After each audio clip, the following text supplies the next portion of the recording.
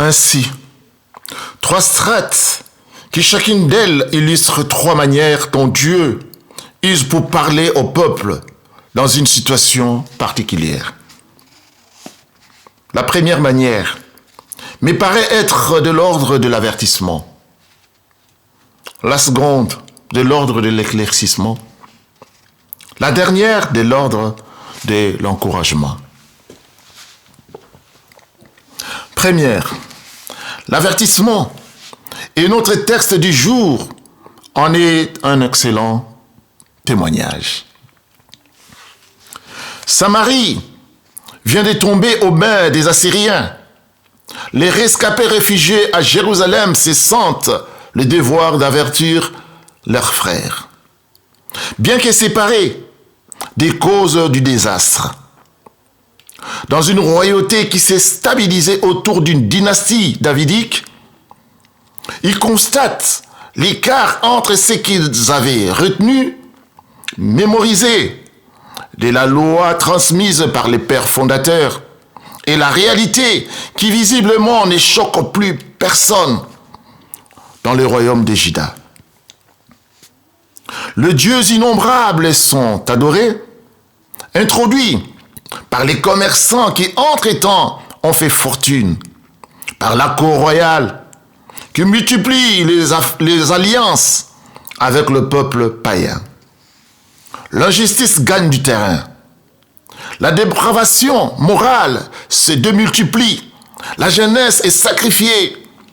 Les sorts de la veuve, de l'orphelin et de l'immigré fait l'objet d'un mépris grandissant.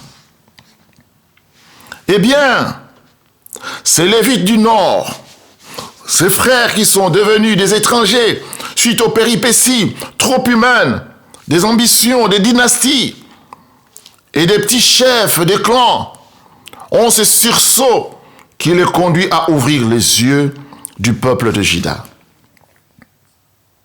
Aujourd'hui, l'écart est immense, insondable, entre les projets qui étaient nés de l'alliance et de la promesse de la réalité et la réalité du temps présent.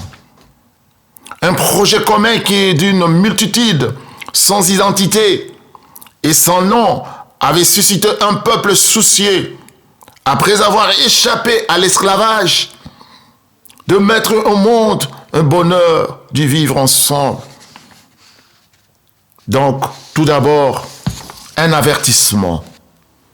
Ouvre les yeux, ne vous grisez plus d'illusions, soyez lucides.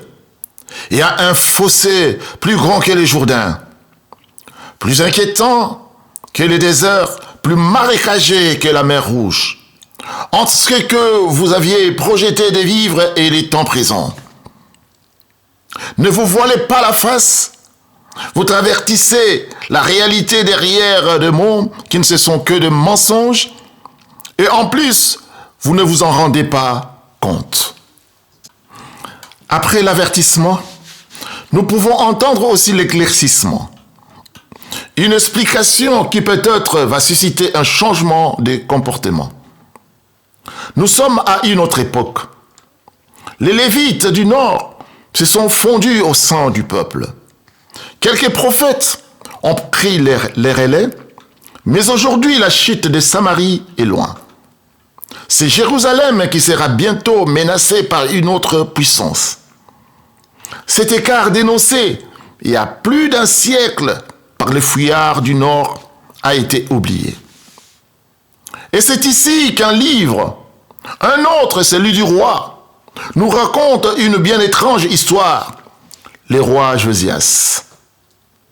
Un peu meilleur que les autres, alors que se multiplient les autels et les lieux sacrés en l'honneur de tous ces faux dieux est revenu en force.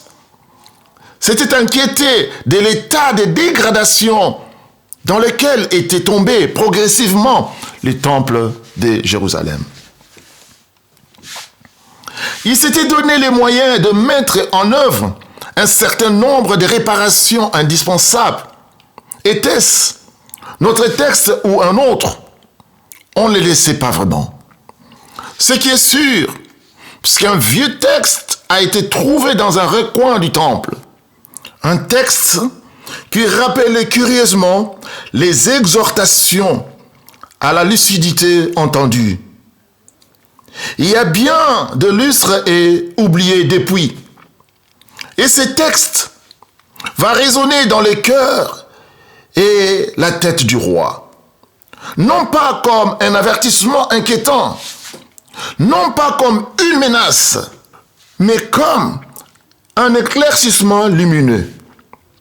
L'histoire se profile à l'horizon n'est pas un destin.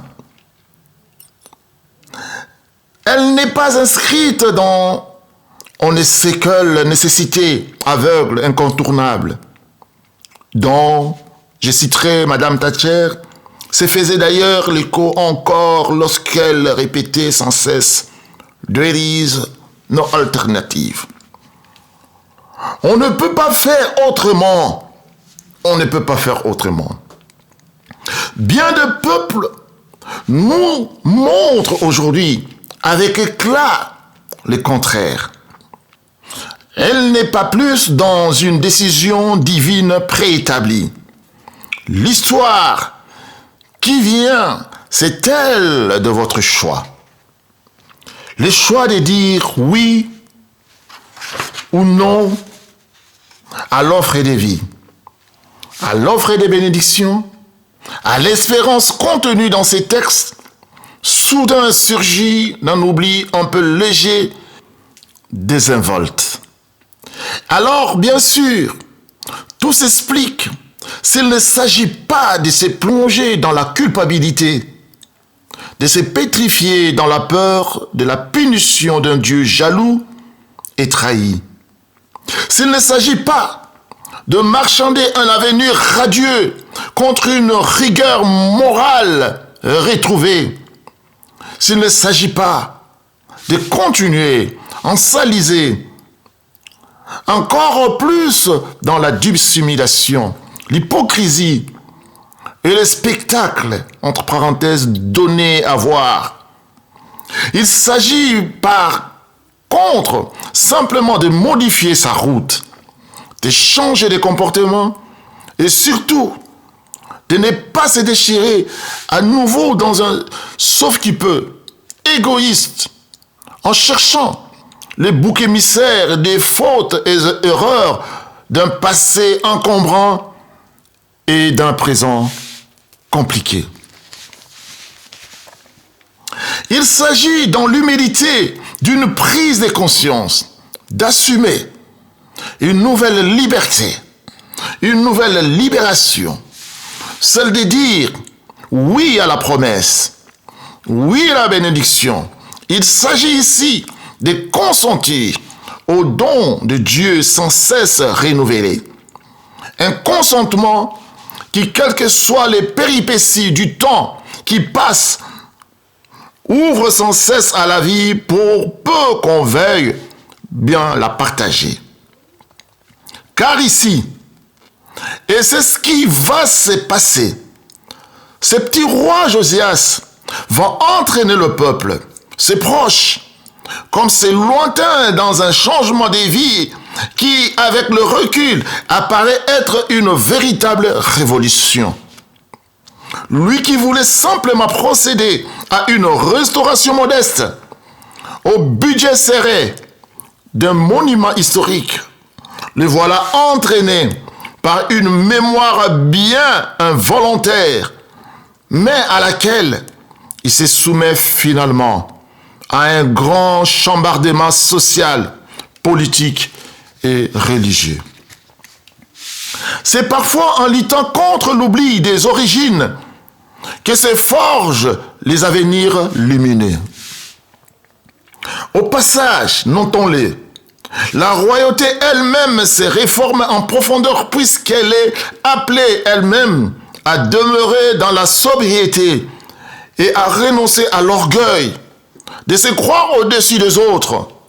Au temps des crises, les élites doivent retrouver les vertus qu'elles ont bradées. Ainsi notre texte, car il s'agit en fait du même, illustrer la capacité qui nous est donnée de choisir la vie là où les néants menacent, de choisir l'avenir ouvert là où les étouffements se répandent. Troisième. Et puis parfois l'abîme s'ouvre sous nos pieds. Les sols se dérobent et l'obscurité se répand. Il est aussi des temps où les avertissements n'ont plus de sens. Il est des temps où les explications ne servent à rien, où l'inexplicable et son douloureux ministère dominent.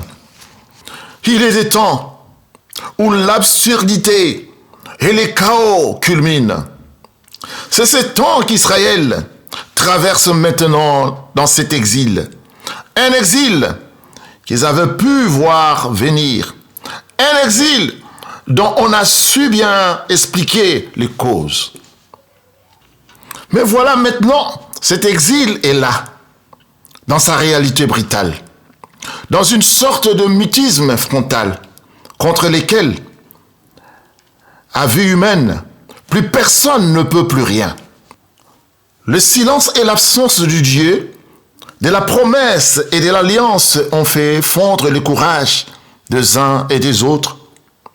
Et pourtant, on le sait, c'est à cette période que se consolident définitivement les livres. C'est à cette période que sont écrits et insérés les codes que nous avons lus aujourd'hui. Des codes qui illustrent que c'est au cœur même de plus grands désastres que peuvent se dire les plus belles paroles d'espérance.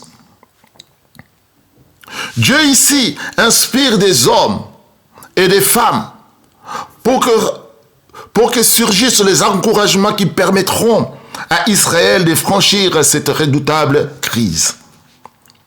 C'est quand il n'y a plus rien que tout advient. Ce fut le courage de ceux-là même, qui, dans le malheur qui les frappait, sûrs, encore et malgré tout encourager leurs frères pour que la vie ait la victoire. Et au fond, pour résumer un peu tout cela, j'ai envie de dire que le texte de Deutéronome, cette nouvelle loi, signe d'alliance qui maintenant est réoffert à Israël pour être l'Evad Mekum, d'un pèlerinage sans assise, d'un chemin sans abri, d'une route sans barrière, de sécurité. Le texte du Deutéronome est un peu, en quelque sorte, une pédagogie pour tant de crises, et peut-être une pédagogie des sorties des crises. Ici, je voudrais attirer votre attention sur l'événement central autour duquel s'est noué ces textes. Cette réforme, cette révolution conduite par les hauts d'ailleurs, c'est-à-dire par celui qui s'est trouvé être le gardien de la promesse, le roi est accompagné d'un geste fort. En préambule à ces bouleversements, il nous est dit que le roi, après avoir lu publiquement ces textes fondateurs, ces textes rénovateurs, au fond, cette nouvelle constitution convoque le peuple pour célébrer Pâques. Une Pâques comme on n'en avait jamais célébré en Israël. Ainsi, ces temps charnières, ces temps de transition, voire de révolution, devient temps de passage. Temps de clôture à tous les passages néfastes ensevelis dorénavant, mais aussi temps d'ouverture, ouverture à tous les avenirs possibles. Il devient temps de Pâques, temps de résurrection avant l'heure, d'une histoire en une impasse, qui retrouve sa marche en avant. Cette célébration solennelle du temps originel, où s'était fait le passage de l'esclavage à l'émancipation, rupture à la tyrannie du temps présent, comme toutes les Pâques qui se célébreront ensuite, jusqu'à nous aujourd'hui. Cette célébration vient conforter les convictions, les espérances et les audaces pour un avenir heureux à construire. Cette célébration reprend à son compte l'effort de lucidité, la prise de conscience en face des forces obscures qui toujours éloignent de la promesse et de sa mémoire. Elle provoque la ferme désir des changements, l'humilité d'une rupture sincère, les retours au oui, au consentement confiant, au projet de Dieu et enfin la certitude d'un don renouvelé, d'un pardon véritable sur lequel la grâce d'une vie nouvelle permet de se reconstruire et de rétablir. Cette célébration est l'inauguration recommencée d'un monde restauré où l'écoute du Dieu unique, l'honneur de Dieu et la protection de plus fragiles tissent la tunique sans rupture et sans couture d'un peuple en marche vers l'abondance de la vie sans mesure. En célébrant cette Pâque, Josias et le peuple redeviennent pour toutes les nations les témoins de celui qui a créé le monde pour qu'il soit libre, bon et même très bon. Alors, frères et sœurs, je pense qu'en filigrane, cette pédagogie pour tant de crises, vous en avez déjà perçu les enseignements qui nous concernent. Mais tout d'abord, un petit détail ou plutôt une remarque. Je réalise qu'au fond de ces textes, qui ont laissé à profondément modifier pour un temps la vie du royaume de Juda, en commençant par bousculer le confort de ceux qui constituaient la nomenclature, l'établissement du moment. Ces textes auraient pu faire l'objet d'un blackout, d'un secret d'État, voire d'un secret défense, tant ils mettaient en cause non seulement la vie religieuse, mais aussi la vie sociale avec ses compromis, ses petits arrangements avec la vérité et la justice, mais encore les régimes des alliances stratégiques et commerciales avec le peuple voisin. Après tout, ils n'étaient pas nombreux ceux qui connaissaient son existence et éventuellement le trop bavard pouvait être facilement réduit au silence. Eh bien non. Le grand roi Josias, grand par son courage et son audace, décide de relire publiquement ces textes sans en omettre en une ligne, même ce qui fâche, même ce qui dérange et même ce qui remet en cause les petits et les grands privilèges, du courtisan jusqu'à choyer au petit peuple ignoré, et personne dans le peuple ne murmure. Pourtant le murmure, Israël, ça les connaît. Un peuple rétif, à la nuque raide, à qui on n'en rend compte pas. Moïse en sait quelque chose. Le désert fit une preuve pour lui.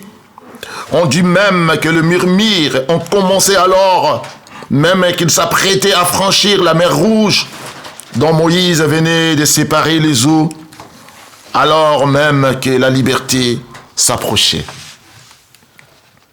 Une murmure se serait élevée sourdainement du peuple en marche, provoquant la première grande colère de Moïse.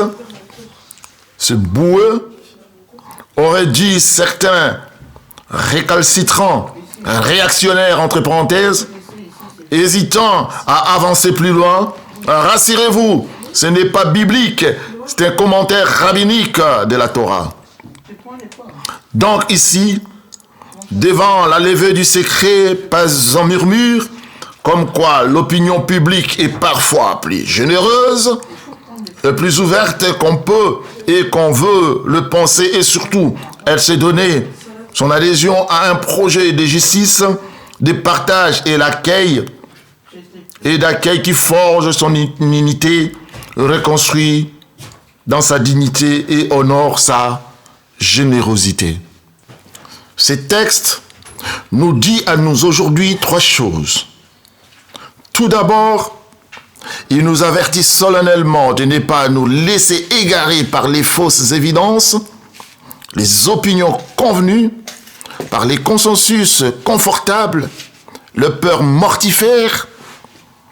Il nous alerte sur le sérieux d'une vérité qui ne peut demeurer cachée, encore moins battue, en brèche par des mensonges complices.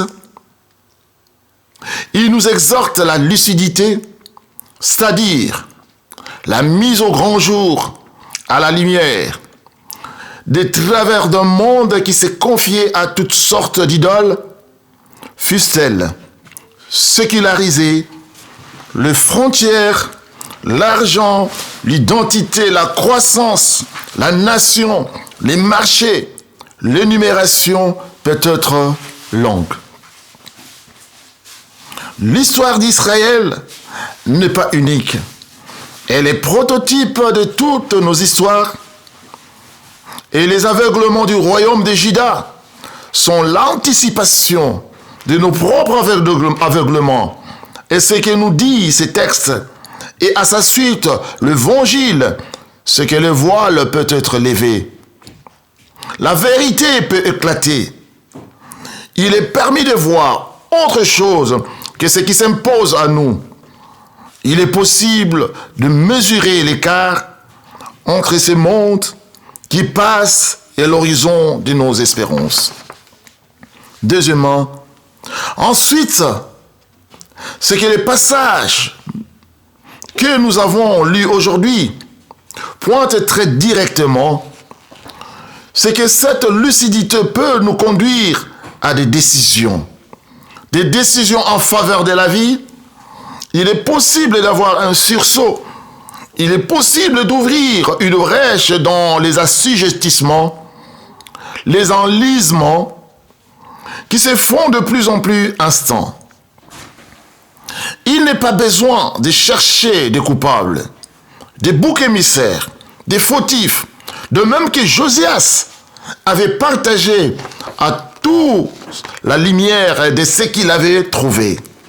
De même tous, nous pouvons sans déchirement, sans déchaînement chaotique de la violence, opter pour un nouveau chemin et délaissant ce qui menace de nous mener au désastre. Nous rassembler dans l'accueil d'une nouveauté toujours promise, pourvu qu'on veuille bien la recevoir. Si notre monde souffre d'enlisement, malgré les tours qu'il construit toujours plus hautes, si notre monde meurt pétrifié, à force de toujours accélérer, il peut renaître s'il accepte de se risquer par-delà les sables mouvants de la mer des roseaux, par-delà les brûlures du désert, à aller vers une terre jamais acquise, mais toujours promise, où sans nostalgie du passé, sans amertume pour le présent et sans peur de l'avenir, une fraternité heureuse se construit humblement et solidairement.